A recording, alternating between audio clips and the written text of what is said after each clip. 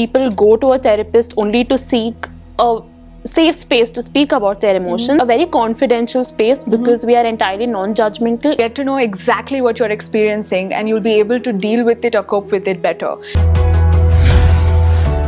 Acknowledging your emotions firstly, acknowledging how you feel, accepting and normalizing that it is okay for me to feel sad about something, it is okay to feel angry about something. Right. And after you acknowledge your emotions, expressing your emotions. Right. It is okay to cry. In fact, I feel crying is one of the most cathartic things ever. Yeah. It feels like you're releasing out a huge load. So what do you think are the impacts of actually building up these emotions? I think there is this concept called emotional granularity. In this, it says that, you pinpoint exactly what you're feeling. And I think when you start doing that, you get to know exactly what you're experiencing and you'll be able to deal with it or cope with it better. And so many times, people tend to suppress whatever they're feeling because they think that if you don't give it attention, it just goes away. But emotions don't work that way, right?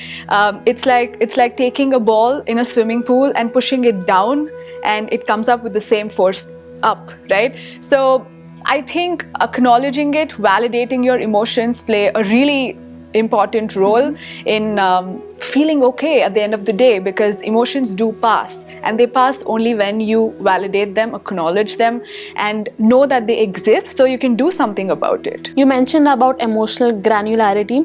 I think it's a very beautiful concept, especially with my clients. When I introduce the feelings wheel to them, initially they think of it as a very annoying or a very stupid concept, but a lot of them have come to me after 4 to 5 sessions saying, even looking at the feelings wheel and naming out what I'm feeling is so exciting. So I have a lot of clients who've taken a printout of the feelings wheel and framed it over their desk or set it as their wallpaper because it's so beneficial for them. When it comes to seeking therapy, it's not seen as a necessity, it's rather seen as a luxury which allied people see, maybe something which is for the rich people, right? So I think the unavailability of mental health resources itself has contributed to it.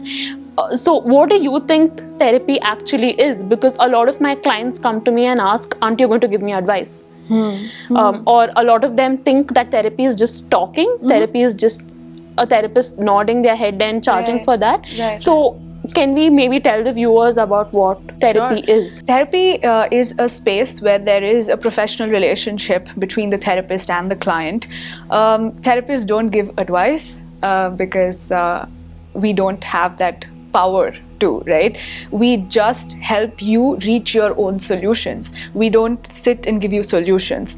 And therapy can help with so many aspects, not just anxiety or depression. There are so many things that people struggle with, like body image, self-image, confidence issues, so many things that people struggle with that therapy can help. Yes, there is also a fact where people go to a therapist only to seek a safe space to speak about their emotions. There is that too, but there is so much more. Yeah, it's not the only thing. That is not the only thing. Yes, that is a part of it. That is more to provide a very confidential space, because we are entirely non-judgmental. Even if a client is speaking about the most difficult of difficult things, the fact that the therapy space is very non-judgmental and confidential makes it a space where, yes, they do just talk also, but there is a lot of other things. There is interventions, there is also a lot of processes that is going behind it. Yes, and there is also prevention. Therapy can also be preventative for sure, because for example, you in couples therapy, you don't have to go to couples therapy only when you're about to break up or you're on the brink of divorce, right? You can go to couple therapy just to get to know your partner better, be more self-aware, work together for a better future. There are so many things that you can do to strengthen the relationship that you already have, but or rather, work on it right now than wait for it to fall apart to go to couples therapy. So therapy can be preventative. It can help with your self-awareness, confidence, and so many things.